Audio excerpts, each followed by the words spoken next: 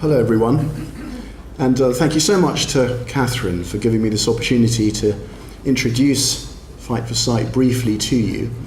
There's an awful lot to say about Fight for Sight, and I won't be able to cram it into 10 minutes, so there is some material at the back, newsletters and flyers, and also my card, so if anybody wants to approach me directly after today, you can talk to me, and of course my colleague, who apologises for not being here, but Dr. Dolores Conroy, who's our head of research, and she can fill you in more detail about some of the projects that we run or we fund. So I lost my sight 3 years ago.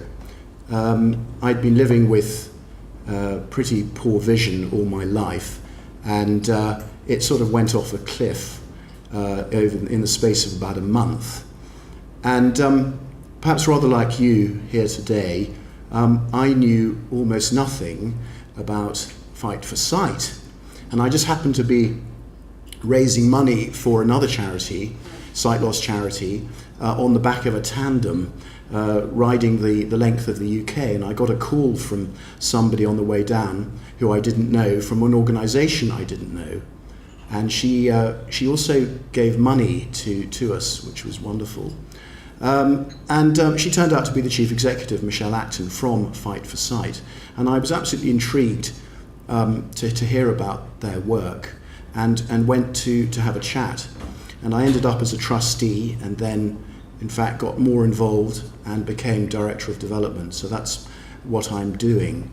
Fight for Sight, you may be surprised to hear, has actually been around since 1965. But to date, we have not been that well known, but things are, of course, going to change. We fund currently just over £8 million worth of research projects.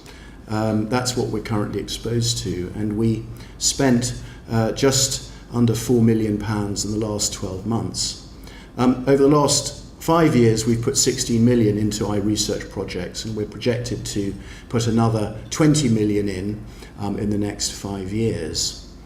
That, of course, requires a lot of fundraising, and we are very lucky, in fact, that we receive money from legacies, from people who sadly pass away, and also from trusts, and a lot of money comes in from direct mail and community fundraising. But also events, and I will just touch on that at the end of my talk about events. But in terms of what Fight for Sight does, perhaps I should just tell you what we don't do.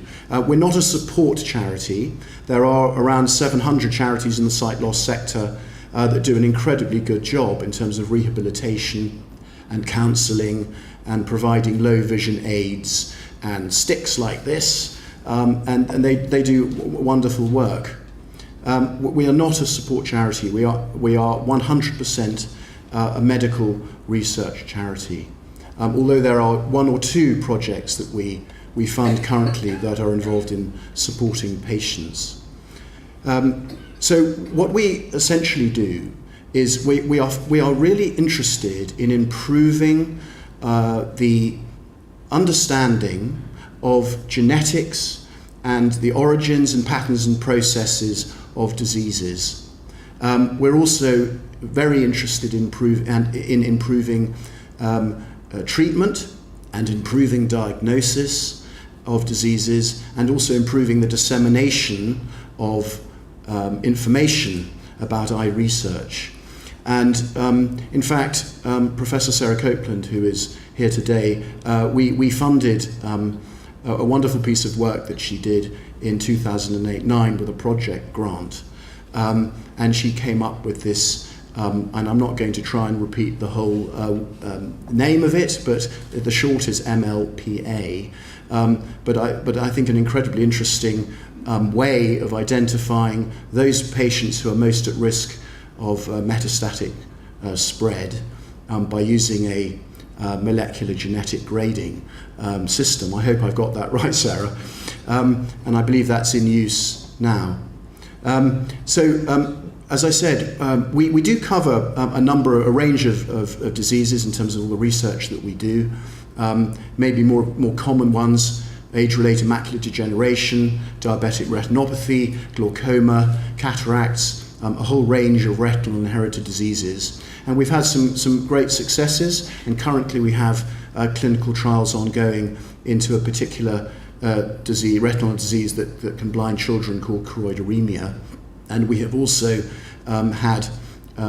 we are currently funding preclinical trials into something called Stargardt's, which is now, I understand, received greater funding from the National Institute of Health Research, the government arm for research funding. So we have, if you like, an army of researchers up and down the UK who we fund. We've got 80 projects currently in train. And we are very passionate and very driven about trying to understand and improve the ways of reducing, preventing sight loss, treating eye disease, and ultimately restoring sight. As I said, that requires money. And we are absolutely a full-on fundraising machine. We launched an event last year called the Carrots Night Walk, and we had around 150 walkers last year who represented a whole range of diseases, and this year we had 450. So I think the Night Walk is certainly a really good illustration of, in fact, the way that Fight for Sight is collaborating with a range of partner charities and patient support groups. There were people there walking for childhood eye cancer, for uveitis, for macular degeneration, for retinitis pigmentosa, for glaucoma and nystagmus, and so on. And I'm delighted just to have this chance to introduce Fight for Sight to you today, because as Catherine said, I think there is enormous potential for us to work with OcuMel and to essentially drive awareness way up about this terrible condition, and to go out there and raise more money for research into it. Fight for Sight does fund a number of different grants, from £5,000 up to £200,000. In fact, we have one currently which is £500,000, looking into ways of improving the way that you can use your peripheral vision. But we fund early lectureship grants, fellowships, scholarships, PhD studentships, small grant awards. And I would urge any researchers out there to come forward and to send in their applications at the times that are there on our website. We can currently only fund 1 in 6 applications that come in. So we essentially have a huge mountain to climb.